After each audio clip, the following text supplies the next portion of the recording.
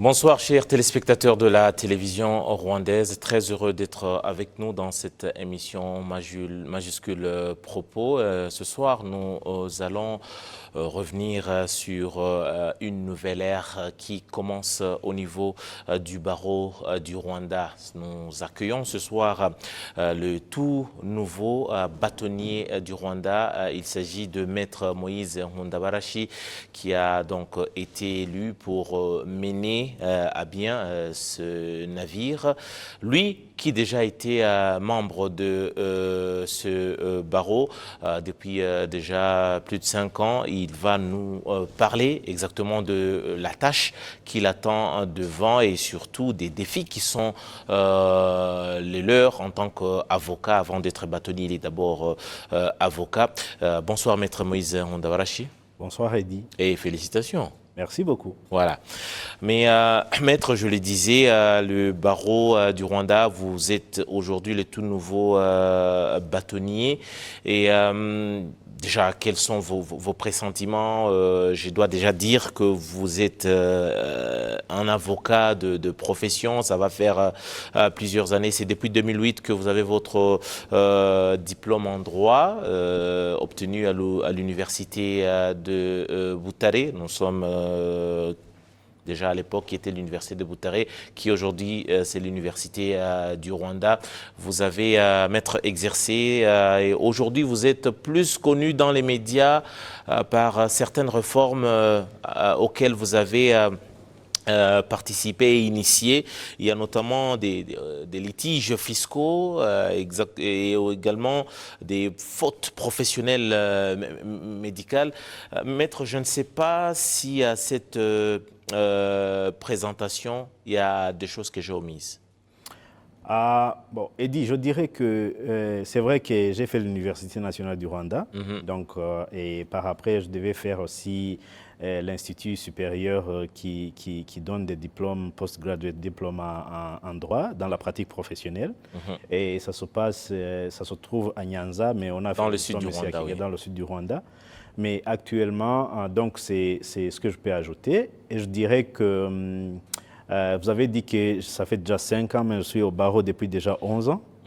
Et je suis au Conseil de l'Ordre et j'étais le secrétaire de l'Ordre pendant 6 ans maintenant. Oui, oui. Justement, merci bien pour cette correction. Il s'agissait donc de plus de 5 ans au niveau du Conseil de l'Ordre et non pas au niveau du barreau. C'est très important. Maître, déjà, il y a à peu près 15 ou presque une quinzaine de points sur lesquels vous avez insisté, que vous avez fait votre cheval de Troie lors de votre campagne. Déjà aujourd'hui, le métier d'avocat au Rwanda, avant même d'entrer dans le vif du sujet, le métier d'avocat au Rwanda, est-ce que c'est un métier digne de ce nom? Est-ce qu'on est fier d'être avocat au Rwanda? Je pense que oui. Et la profession d'avocat, c'est quelque chose qui implique que les gens viennent même au barreau en grand nombre. En grand nombre. Je dirais, par exemple, une petite aperçu historique. Le barreau du Rwanda a été créé la toute première fois en mars 1997. Au lendemain du génocide. C'est juste après le génocide que se pose la question de savoir est-ce qu'on aura vraiment une justice assez équilibrée sans toutefois avoir les avocats de la défense? Et l'une des priorités du gouvernement était de mettre en place une organisation professionnelle qui est le barreau et qui fonctionne selon les règles du jeu. Et le barreau est créé en mars 1997 et immédiatement après quelque chose comme 3 mois, il y a les toutes premiers avocats qui prêtent serment pour devenir avocat au Rwanda. Et dans l'histoire du Rwanda, c'est la toute première fois que ça se passe. Vous pouvez vous imaginer avant le génocide ce qui se passait. Donc il y avait quelque chose qui semblait comme une organisation, des gens qui pratiquaient le métier d'avocat. Mais ça ne fonctionne pas vraiment selon les règles professionnelles qui s'imposent, même qui sont internationalement reconnues. Et juste après la prestation de serment de ces avocats, ils étaient à 35 à l'époque. Et aujourd'hui, nous sommes à 1515 avocats. 24 ans Après. plus tard. Et l'année prochaine, on va fêter nos 25 ans. Donc, je pense qu'on ne pouvait pas avoir un tel nombre qui augmente sur ce rythme si réellement on n'était pas fier de devenir avocat au barreau du Rwanda. Donc, c'est comme ça que je peux répondre à votre question. Il y a également le nombre d'avocats qu'on a aujourd'hui. Ça nous renvoie également à la formation maintenant et l'intérêt que les gens portent pour ce métier. Est-ce qu'au niveau de l'éducation, on voit, vous parlez de 1000 et combien d'avocats qu'on a aujourd'hui qui sont donc reconnus au niveau du barreau. Est-ce que les gens portent un intérêt dans ce métier lorsque vous faites une petite rétrospective, l'engouement que vous aviez à l'époque quand vous étudiez le droit? Est-ce qu'aujourd'hui, c'est vrai, il y a plusieurs domaines qui sont nés avec la modernité? Parce que les gens, on a une masse de gens qui sont portés vers ce métier. Oui, tout à fait. Et la profession d'avocat, comme je le disais, donc, les chiffres et le nombre en soi expliquent tout.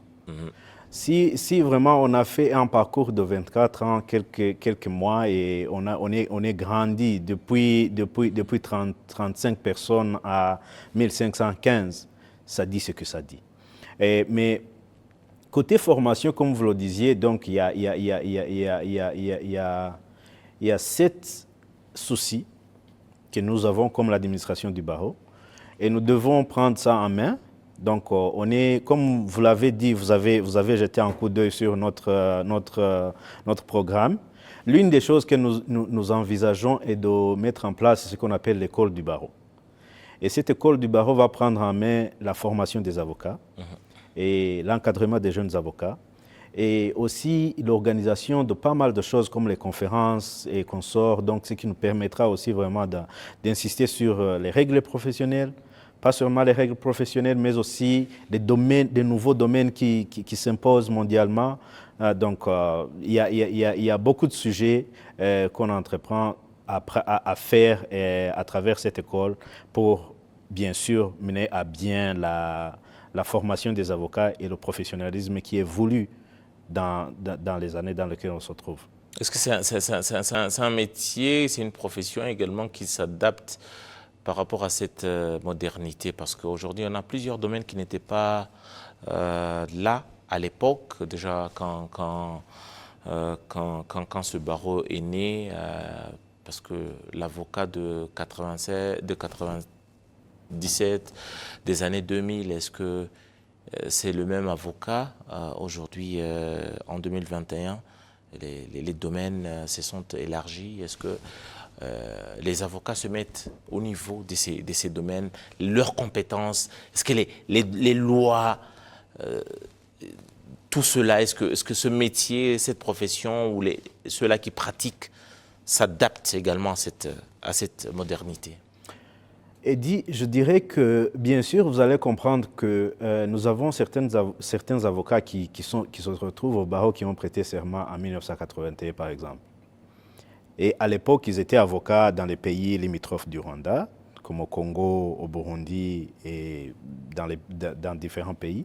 Donc, à cette époque, il y avait des barreaux dans les pays limitrophes, mais pas au Rwanda.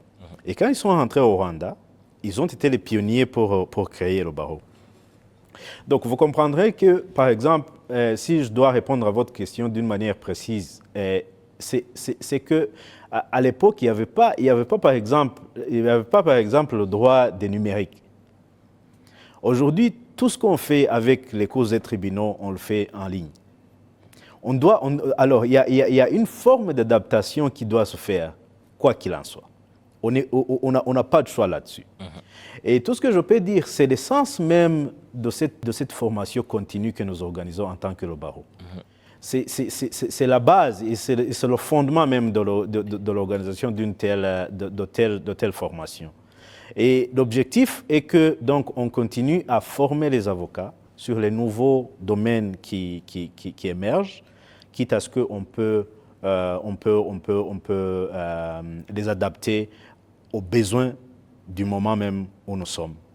Donc, je pense que ça fait partie de ce que cette école que je disais va prendre en main.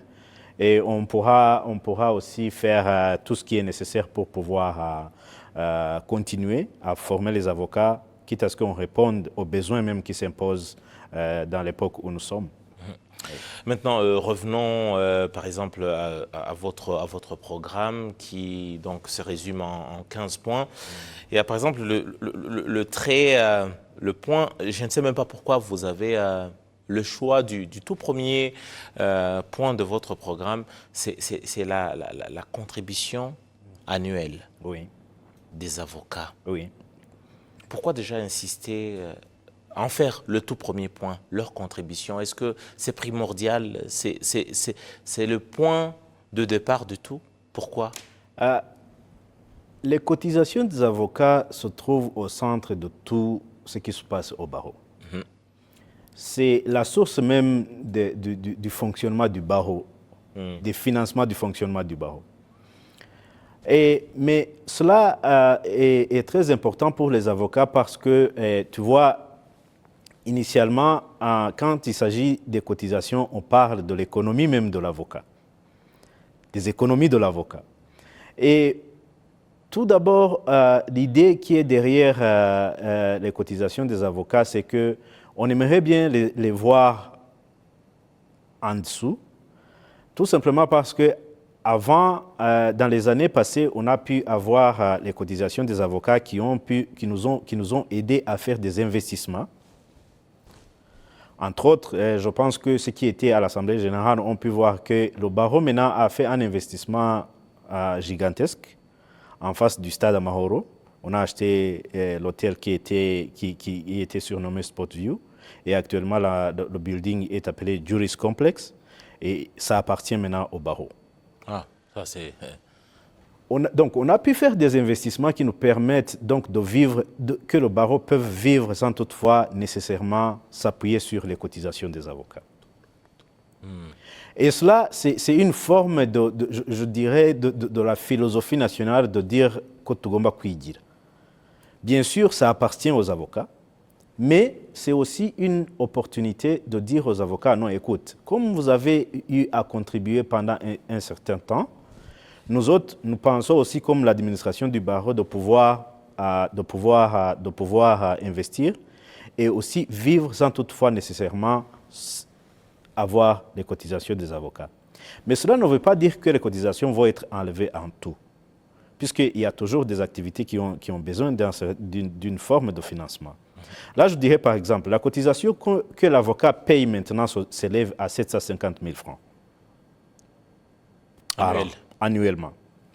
Et ces 750 000 francs, il y a 200 000 francs qui vont vers l'administration du barreau et des activités qui sont organisées par le barreau.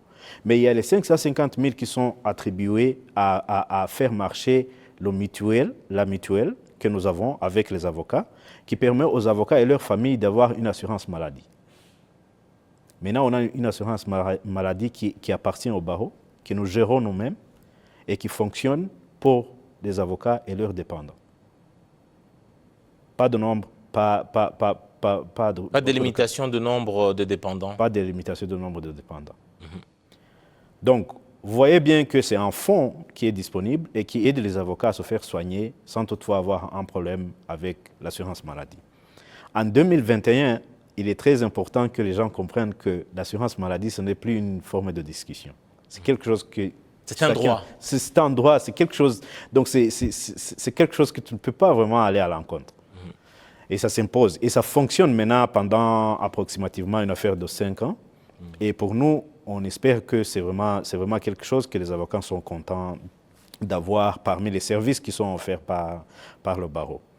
Donc, voyez-vous, donc, les calculs qu'on est en train de faire et de voir dans quelle manière les investissements que nous avons faits puissent subvenir aux besoins du fonds médical, quitte à ce qu'on regarde alors la possibilité de pouvoir diminuer sur la cotisation annuelle qui est demandée à chaque avocat, et ça lui permettra aussi de sauvegarder quelques sous pour lui et pour sa famille. Il y a une certaine corrélation entre les deux, trois et même troisième point, même le quatrième point, mais un point très important également qui va peut-être dans le même sens, mais là vous élargissez un peu plus les horizons. Aller à la recherche des partenaires qui offrent des services dont les avocats et peut-être leurs dépendants ont besoin. C'est quoi on sent que vous élargissez un peu plus les horizons. Pourquoi est-ce que c'est pas trop ambitieux? Ce n'est pas du tout ambitieux parce que, voyez-vous, Eddy, une association de 1515 personnes, c'est un marché, au fait. Quand tu regardes au sens du business, c'est un marché qui est vraiment assez grand. Qu'est-ce que je veux dire? Par exemple, il y a les gens qui vendent les services que nous tous avons besoin, comme avocats. Quand je regarde très bien, on n'a pas encore fait les calculs, mais parmi les 1515 avocats, on peut avoir par exemple quelque chose comme 500 à 800 personnes qui ont des véhicules. Non mais vous faites de l'argent. Le véhicule, c'est pas un luxe. Est-ce qu'il y a un avocat qui n'a pas de véhicule? Je dirais que c'est pas tout le monde. Parmi les stagiaires, il y en a même qui n'ont pas de véhicule. Même parmi les anciens, il y en a pas qui n'ont pas de véhicule. 99,9 quand même. Oui, c'est possible. c'est possible. Okay. Mais là, tu te poses la question de savoir si chacun a des véhicules. Mais pourquoi pas, le point là que j'ai essayé de développer était même parmi les points qui diraient aux opérateurs économiques qui sont dans le domaine, par exemple, de la vente de véhicules. Pourquoi pas ne pas avoir un arrangement qui pourrait, par exemple, donner à tous les avocats les véhicules. C'est un exemple. Et parmi ceux qui ont des véhicules, ils auront, par exemple, besoin du carburant. Mais on peut avoir des négociations avec l'une des sociétés qui vend les carburants ici à Kigali et bien à travers le pays et avoir ça à un coût qui est réduit. La même chose s'applique par exemple sur l'Internet, ceux qui vendent l'Internet. On peut avoir des négociations avec l'une des sociétés et dire non, les avocats vont avoir cette forme de réduction. Donc c'est ça l'idée qui est derrière le point. C'est ça l'idée qui est derrière le point. Je dis par exemple, je vais vers une société comme Rebis qui vend le carburant et je leur dis, écoute, on est à 1500, on a 800 personnes qui conduisent leur véhicule, on aimerait être votre client et quelle est la réduction que vous allez nous accorder? Donc c'est ça l'idée qui est derrière le point là. Donc j'aimerais capitaliser sur le nombre que nous sommes. Et jouer avec les prix, quitte à ce que ça aussi bénéficie à nos membres. Il y a déjà l'adage ou le dicton qui dit on peut toujours amener un cheval à la rivière, mais on ne peut pas le forcer à boire de l'eau. Oui. Ça, alors, est-ce que le combat que vous vous êtes engagé à mener, est-ce qu'il est le vôtre? Je parle du groupe. Est-ce que c'est un programme que vos collègues embrassent? Je pense que oui, parce que ils ont voté, quand ils ont fait la confiance, ils ont voté notre programme. Et voyez-vous, Eddy, si vraiment 827 avocats sont venus aux élections, se sont présentés à l'Assemblée générale qui a eu les élections, et que 807 ont placé leur confiance en moi, ça dit ce que ça dit. Et avant même qu'il y ait les élections, donc on avait donné le programme à tout le monde. Donc, et je pense que le combat que nous allons mener en tant que l'administration du barreau, ça se retrouve dans l'intérêt de nos membres. Si jamais on s'assoit et qu'on pense immédiatement à l'économie des avocats, et à leur dire comme quoi, non, nous devons avoir par exemple une forme de microfinance qu'on entreprend à avoir pour qu'ils puissent avoir des financements de leurs projets. c'est vraiment quelque chose qui nous tient à cœur et qui fait que, voilà, vous êtes des avocats, oui, vous faites votre business, mais il y a aussi des autres aspects qu'on peut bénéficier tous ensemble et puis on se développe ensemble. Il y a également quelque chose que j'ai de très important qu'on remarque dans déjà l'équipe qui vous accompagne, les gens avec qui vous êtes, il y a une représentativité du genre féminin. Écoute, Eddy, le barreau c'est l'une des organisations qui se trouve dans ce pays. Et on aimerait avoir aussi cette forme de travail qui ne laisse personne derrière.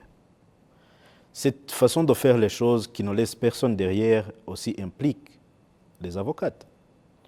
Et aujourd'hui, on a aussi un bon nombre des avocates. Donc, je dirais que c'est nécessaire qu'il y ait aussi une forme de représentativité qui s'impose par, ce n'est pas même par les textes de loi, mais du fait que nous sommes aussi concernés qu'on ne doit pas se développer seul en tant qu'homme. C'est donc par conviction que par juste formalité. Oui, tout à fait. C'est très important pour vous. C'est par conviction que nous osons aussi faire progresser les femmes, parce qu'on n'aimerait pas avoir un barreau qui appartient aux hommes seulement. Notre société est composée des hommes et des femmes. La question du genre est aussi le nôtre. Nous devons aussi prendre en main la question du genre et faire de sorte que... je dirais que ce n'est pas quelque chose qui est incalqué dans nos lois constitutives, mais de fait que parmi les membres, il y a aussi les femmes. Donc, la représentativité aussi s'impose. Voilà. Justement, en étant sur ce point, je suis partie de votre organisation et surtout de l'équipe qui vous accompagne pour donc la mise en œuvre de ce programme. Quel est votre aperçu aujourd'hui par rapport justement à la question du genre dans notre société? Le Rwanda qui est cité comme modèle des pays qui donnent une place privilégiée à la femme. Est-ce que vous êtes satisfait? Je pense que la promotion de la femme est une nécessité qui s'impose de par même la structure de notre société. Je dirais que être satisfait, là, c'est autre chose. Puisqu'il y a toute une forme d'éducation civique qui est nécessaire, quitte à ce que les gens comprennent exactement certains concepts. Il y en a qui ont pris des concepts comme Oburinganire d'une manière assez déplacée. Justement, c'est pourquoi même je pose cette question-là. Oui. La compréhension de cette notion du genre au sein de notre société et comment est-ce qu'elle est vécue dans notre quotidien, dans notre société. Je pense que on a tout un long chemin à parcourir. On a tout un long chemin à parcourir, mais l'essentiel, c'est qu'on est dans le bon chemin.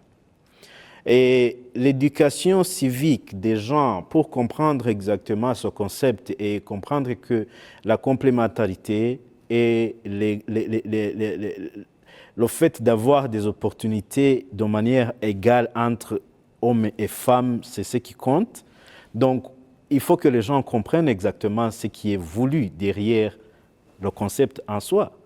On ne doit pas tout simplement avoir certains concepts et les gober comme si on buvait de l'eau. Non. Il faut que les gens comprennent exactement ce que ça veut dire. Mais c'est cette forme de complémentarité qui est derrière l'idée. Et aussi derrière le concept, il y a cette forme de donner les droits égaux parmi les deux groupes et aussi donner les opportunités de manière égale. C'est ça ma façon de voir les choses. Mais quand l'idée est transformée et que certaines pensent que maintenant, et il y a certaines choses qui étaient faites, par exemple, par une femme qui doivent revenir au mari. Donc là c'est un peu déplacé. Donc nous avons un grand travail à faire pour éduquer la population, mais aussi pour éduquer nous-mêmes. Nous venons dans l'histoire où, par exemple, je peux te dire, Eddy, c'était très grave. Quand on était à l'université, on avait des lois où une femme, pour faire le business, devait demander l'autorisation de son mari. Tu t'imagines? Tu t'imagines? C'était très grave. Pour avoir un compte bancaire à l'époque. Pour avoir un compte bancaire, c'était très grave. Mais il y a un pas qui a été franchi, et que je pense qu'avec l'avenir, donc, on est dans une direction vraiment que je dirais bonne, mais aussi il faut que les gens continuent à faire cette forme de sensibilisation et que les gens comprennent exactement ce qui est voulu, sans toutefois s'attarder sur la question des jeux des mots et des concepts. Donc la philosophie derrière, c'est ce qui compte. Vous êtes avocat, et vous êtes également un homme avant d'être avocat. Que répondez-vous par exemple aux gens à cette question-là du genre, les gens qui estiment que la sensibilisation et tout le plaidoyer qui est fait pour la question du genre et l'égalité entre les deux sexes, les hommes ne sont pas... C'est un combat mené par les femmes et moins par les hommes. C'est votre observation? Je dirais que non et oui d'une part. Ok. Pourquoi? J'explique. Vous avez vu la campagne qui a été lancée par son Excellence Dohi Foshi. Je ne pense pas qu'elle est une femme, qu'il est une femme. Non, mais et tous les programmes qui sont en place, il y a les hommes qui en font partie. Donc je dirais que la mobilisation que je disais implique les hommes et les femmes. Et il faut qu'il y ait une forme de compréhension de tout le monde de ce qui est voulu derrière, de la philosophie même de la politique du genre. Donc je dirais que nous, comme le barreau, voilà ce qu'on est en train de faire. Quand tu regardes, je pense que des femmes, parmi ceux qui ont été élus, sont du grand nombre comparablement aux hommes. En tout cas, oui. Elles sont plus de la moitié. Ils sont plus de la moitié, oui. Le message est, voici ce qui peut se faire avec nos sœurs. Et voilà, venez, soyez exposés. Donc, faites montrez-nous dont vous êtes capable. Faites vos preuves. Faites vos preuves. Oui, voilà. Mais pour en arriver là-bas, il faut qu'il y ait cette plateforme qui leur permet aussi de se montrer comme si elles sont aussi capables de faire quelque chose et de donner leur contribution. Mais si donc tu les laisses vous êtes derrière, dans le mérite que par formalité. Oui, tout à fait. Et c'est ce qui compte pour nous. Est-ce que parce que l'intitulé de notre émission, il est clair, c'est justice et société, très important parce que toutes les questions des justices nous renvoient à notre société. Est-ce que la société aujourd'hui, si les lois donnent la place à la femme aujourd'hui, tout est clair dans les lois, est-ce que la société libère la femme? Est-ce qu'elle est libre aujourd'hui? Je pense que je répondrai à la question en disant qu'il y a un pas qu'on a franchi. Mais on n'est pas arrivé là où on veut aller. Il y a toujours ce qu'on doit faire. Mais je dirais que de par l'histoire, quand tu regardes bien dans notre histoire, on vient des familles là où, lorsqu'il y avait peu de moyens, c'est le garçon qui allait à l'école. Mais la petite sœur devait rester à la maison et elle devait s'occuper des choses du ménage, donc prendre soin des parents et consorts. Donc, pour moi, je pense que arriver là où nous voulons aller en tant que société, c'est un processus. On aura à franchir certains challenges et aller de l'avant. Donc, mais l'idée qui est derrière tout ça est le fait que quand tu regardes la trajectoire et là où les gens vont aller, donc c'est quand le chemin est tracé, quand les opportunités comme celle-ci de nos avocates est présentée, donc je pense qu'il y a un pas qui a été franchi et attendons de voir ce que l'avenir nous réserve. Il y a un point très important également, vous insistez sur la transparence qui doit caractériser le métier ou la profession d'avocat ou qui doit caractériser les avocats. Comment est-ce que vous comprenez cette transparence? Est-ce que déjà la société vous appelle les hommes de droit et qui dit droit parle d'une manière ou d'une autre de transparence et de tout ce qui est égalitaire. Est-ce que la transparence que vous voulez voir chez les avocats dans leur travail, c'est laquelle? Voyez-vous, Eddy, lorsque je te parle de 1515 avocats, ces gens n'ont pas les mêmes valeurs. Qu'est-ce que je veux dire? La raison pour laquelle je le dis, c'est parce qu'on rencontre des cas de discipline. On rencontre une image qui est tellement affichée aujourd'hui qui disent que les avocats sont eux qui transportent la corruption. Donc, un être humain, avant même d'être avocat, tu es un être humain.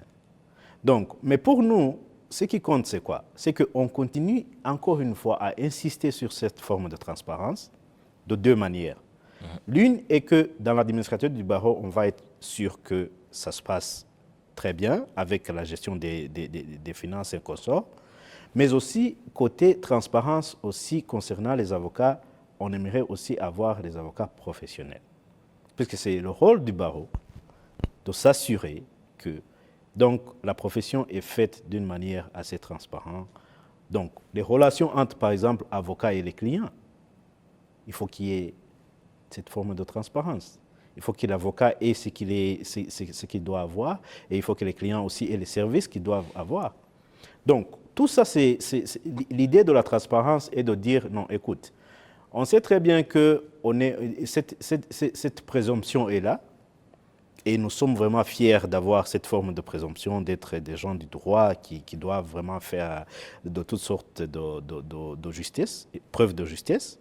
Mais aussi, de l'autre côté, il faut aussi continuer à insister et à leur dire que ça, c'est parmi les valeurs les plus intouchables de la profession d'avocat. Donc, c'est ça l'idée qui est derrière ça.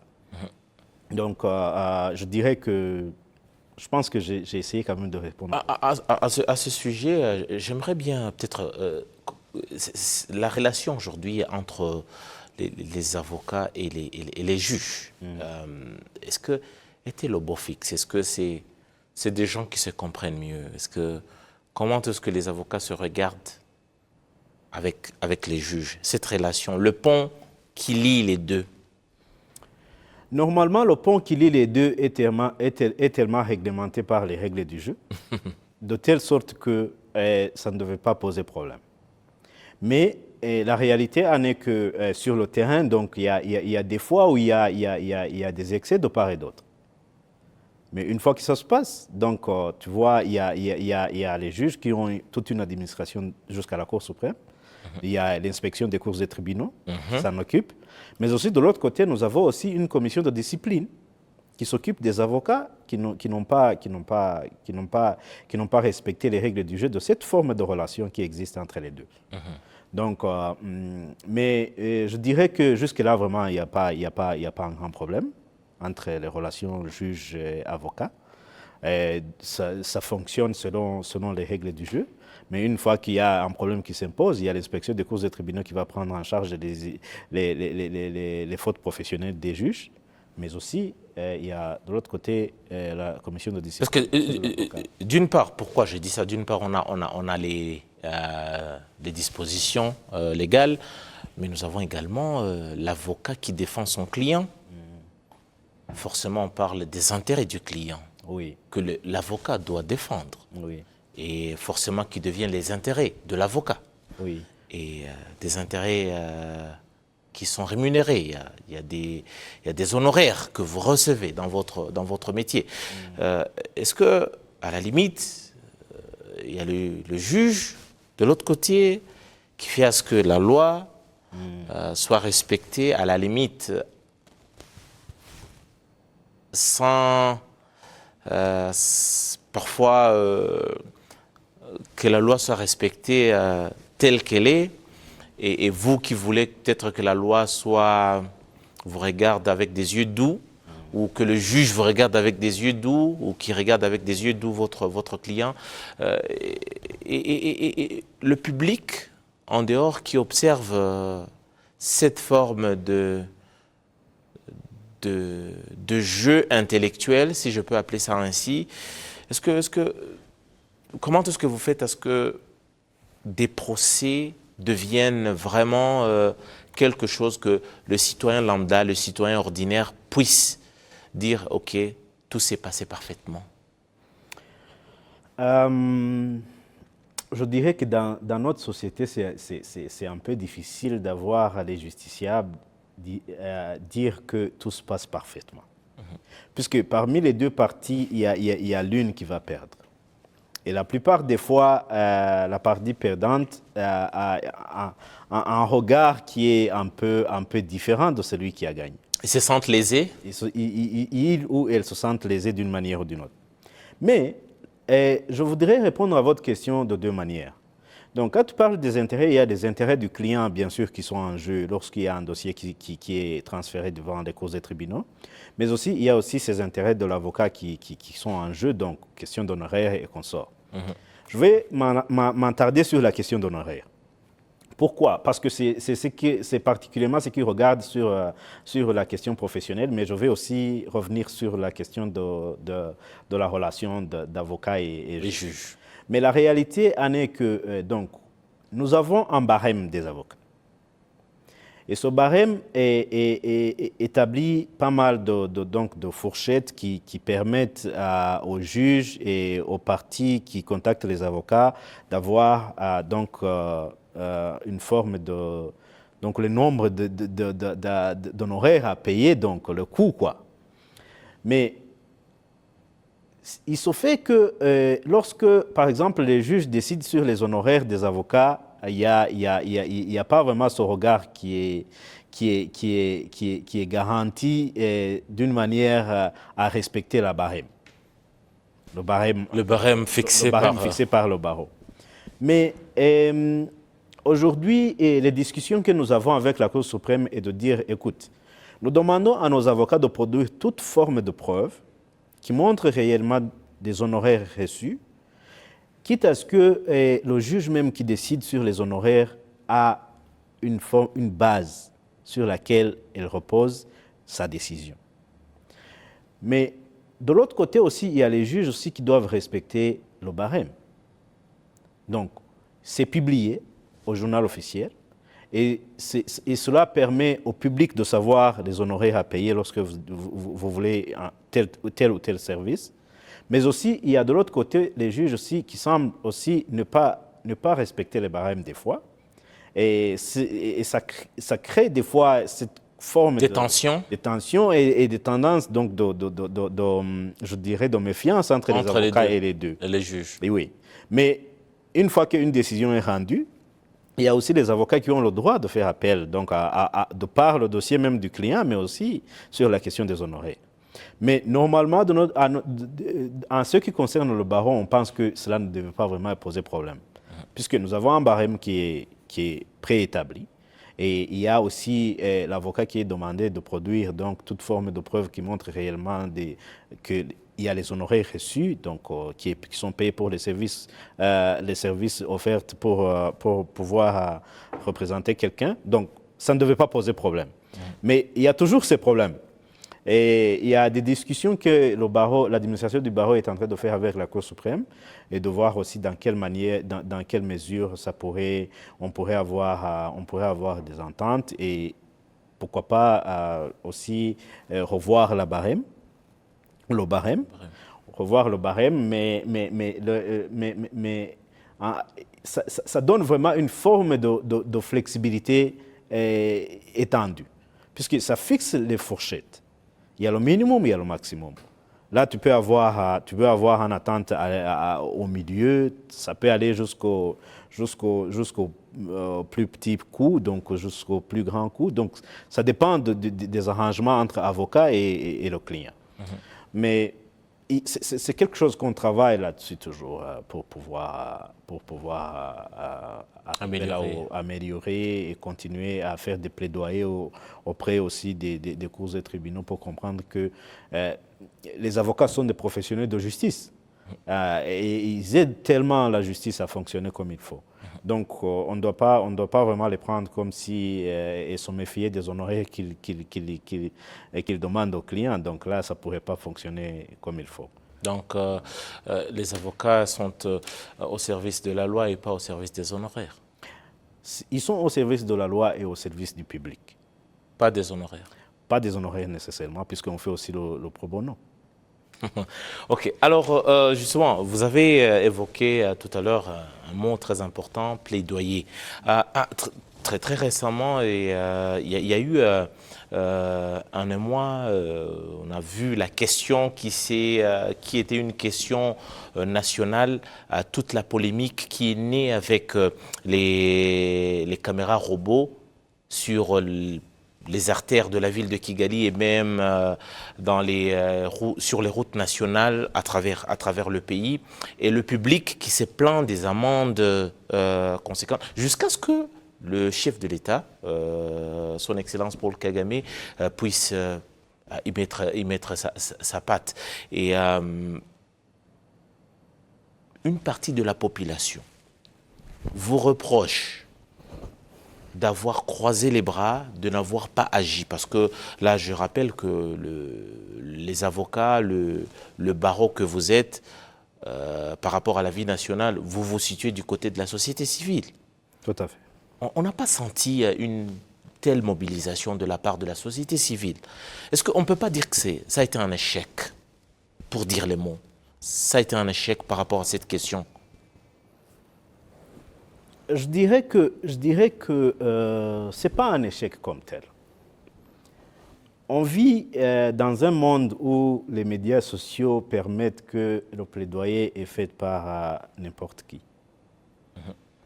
Et je pense, à mon avis, c'est la manière même dont même le chef de l'État a pu avoir l'information, même de ce qui était en train d'être fait, et il a émis sa position aussi. Non, il a dit les choses clairement, qu'il ne s'agissait pas seulement que d'entendre, mais qu'il a aussi parlé aux responsables au niveau de la police nationale, police routière, pour qu'une solution soit trouvée. Exactement. Et pendant ce temps, on se demande où était la société civile. Exactement, mais écoute, c'est quelque chose qui s'est fait, si j'ai bonne mémoire et si j'ai bien suivi, c'est quelque chose qui s'est passé dans une semaine. Je ne pense pas que ça ait une allé. Semaine, ouais, une semaine, mais bon, écoutez, c'est beaucoup. Oui, c'est beaucoup, je comprends. comprends. Les amendes, déjà... J'avoue que nous, en tant que barreau, nous avons pas mal de choses à améliorer dans ce point de plaidoyer. Il y avait mieux à faire, c'est ce que vous voulez dire? Oui, il y avait mieux à faire. Il y avait mieux à faire. Mais aussi, ce qu'on peut faire, c'est que c'est de voir dans quelle manière on peut toujours améliorer cette forme de plaidoyer. Mais de quelle manière, par exemple? Je dirais par exemple, il y a les choses que les gens ne savent pas, mais il y a par exemple pas mal de procès qu'on est amené à la Cour suprême visant à protéger les intérêts généraux, par exemple à propos de l'inconstitutionnalité et consorts. Là, c'est quelque chose qu'on a fait dans l'intérêt du public. Et bien sûr, à l'époque où nous l'avons fait, et aujourd'hui, il y en a même d'autres dossiers qui sont pendant devant la Cour suprême et qui rentrent dans le même cadre. C'est le plaidoyer, au fait. C'est cette forme de plaidoyer qu'on fait à travers le barreau et qui fait que les choses vraiment qui sont dans l'intérêt public soient aussi prises en considération. Mais si je dis qu'on doit améliorer, par exemple, si tu vois ce qui s'est passé sur les médias sociaux, Les réseaux sociaux, oui. les réseaux sociaux dans la semaine passée, donc je pense que une fois qu'une telle chose se présente, les sociétés civiles incluent le barreau, donc on doit aussi prendre ça en main et avoir une forme de statement qui montre un discours et une position claire qui disent comme quoi ceci pourrait se faire de la manière et ça aurait été respecter les règles du jeu de la manière. Donc, je pense que c'est parmi vraiment l'une des fonctions que nous avons de par la loi qui crée le barreau. Et je pense que dans l'avenir, vous allez voir ça se faire fréquemment. Justement, sur cette question-là, par exemple, quelle est votre position, réaction par rapport au fait qu'aujourd'hui, lorsque un chauffeur, un conducteur d'un véhicule se rend coupable sur un artère ou sur une route, on sent qu'il y a une double punition. Oui. Et le chauffeur en paye, et le véhicule paye le prix. Que disent les textes, par exemple? Le véhicule et le chauffeur, les deux payent le pot cassé aujourd'hui. Bon, je dirais que quand tu regardes réellement la question qui était de cette manière, donc les caméras, il y avait par exemple un problème des pancartes qui disent que des signes sur des signes sur la route et ce qui est programmé dans les caméras en soi. Donc je pense que là vraiment c'est vraiment quelque chose que les gens ont expliqué de manière assez claire. Mais ma position est que une fois qu'il y a un signal, donc une plaque qui montre réellement que la vitesse doit être à 60, donc même la caméra devait être calibrée à 60. Et il y avait aussi un autre aspect de problème, des gens qui disaient comme quoi il y a des caméras qui sont cachées. Et bien sûr, là, il y a le porte-parole de la police qui disait non, mais vous ne devez pas vous occuper de là où se trouvent les caméras et consorts. Donc, la réalité et la bonne pratique serait que les gens savent exactement là où se trouvent les caméras, de par les pancartes, puisque c'est ce qu'on voit même dans la bonne pratique à l'extérieur du pays. Donc, et montrer réellement les gens que en avant, il y a une caméra, donc vous devez respecter telle limite de vitesse. Donc, ça les bonnes pratiques normalement qui doivent s'appliquer.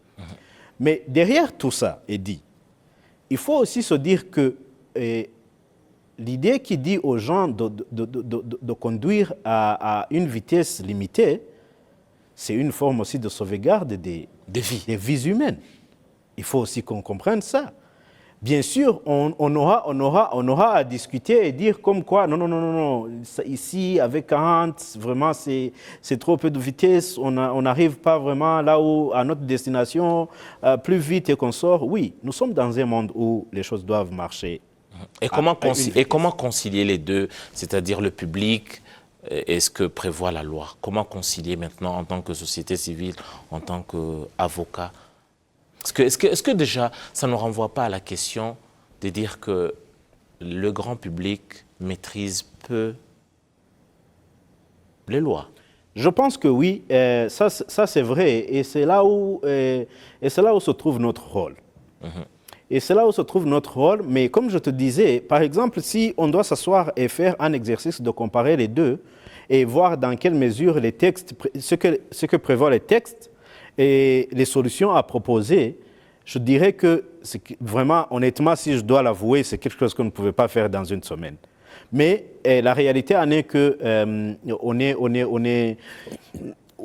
vient de voir que les enjeux et ce qui se passe nécessitent vraiment des études qui nécessitent comme quoi on s'assoit et prépare des documents et qui disent aux autorités, voici notre position. Et ça revient d'une recherche qu'on a effectuée qui montre réellement que si vraiment on prenait par exemple 60 dans les bonnes routes d'Okigali, donc là, ça pourrait marcher. Et ça ne causerait pas vraiment un grand problème. Et à mon avis, c'est ce que même le chef de l'État a dit. Il a dit, non, vous devez voir dans quelle mesure, puisqu'on ne doit pas conduire à 40, puisque c'est une forme là, même les piétons, ils marchent à 40. Donc, ce que ça veut dire, c'est quoi? On doit trouver un juste milieu qui nous permette que les gens vraiment fonctionnent, conduisent à un rythme normal, mais aussi, de l'autre côté, considérer la question de sauver des vies humaines. Puisque toi-même, tu conduis dans cette ville, tu regardes même la plupart des motards et consorts, des fois c'est catastrophique. Ouais, il y a des accidents que tu regardes et tu te poses la question. Non, ici, vraiment, il faut qu'on prenne des mesures très sérieuses. Il y a des chauffards. Oui. Voilà. Justement, j'aimerais peut-être, on est en train de mener à la fin de notre mission. Maître Moïse, vous êtes parmi les avocats qui ont défendu des gens que déjà la société faisait un procès avant même le procès. Ouais. Des gens qui ont commis des crimes au Rwanda, mais tout de même qui doivent ou qui devaient faire face à la justice et avoir une justice équitable. Oui. Déjà, on sait la fine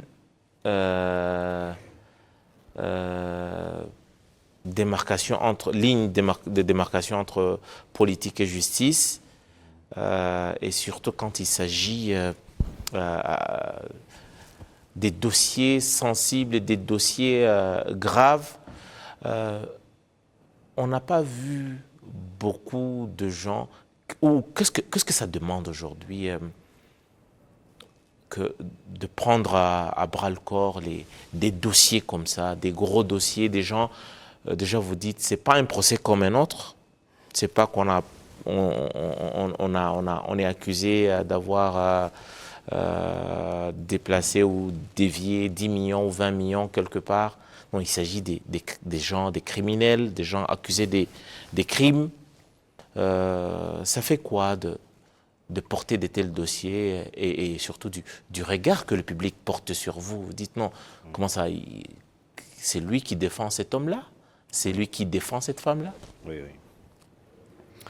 Ah, je dirais que ça c'est une bonne question. Mais comprenez-moi et dit, nous vivons dans un pays où la question ne devait pas être posée, de par notre histoire. Pourquoi je dis ça? Je suis parmi les avocats qui se disent que le respect des principes constitutionnels qui nous guident doivent se voir pratiqués et non seulement énoncés dans des textes. Qu'est-ce que je veux dire? Je veux dire, par exemple, le principe de la présomption d'innocence. C'est quelque chose que nous devons vraiment intérioriser dans nos têtes, je dirais en tant que société. Pourquoi? Ok, il y a le tribunal social qui conçoit quelqu'un comme si c'est un criminel, il y a un affichage, donc ils ont déjà fait leur procès, donc c'est fini. Mais d'autre part, il y a les règles du jeu qui doivent être respectées. On est dans un pays de droit. On est dans un pays de droit qui doivent respecter donc les étapes normales, quitte à ce qu'on arrive à dire oui, celui-ci est condamné ou bien celui-ci est acquitté. Donc, oui, le tribunal de l'opinion publique a sa façon de voir les choses. Mais qu'est-ce que tu veux? Tu veux que celui qui est le tribunal de l'opinion publique a condamné, on lui mette une balle dans la tête? Et c'est ça la solution? Et c'est cette forme de société qu'on aimerait avoir au Rwanda? Non.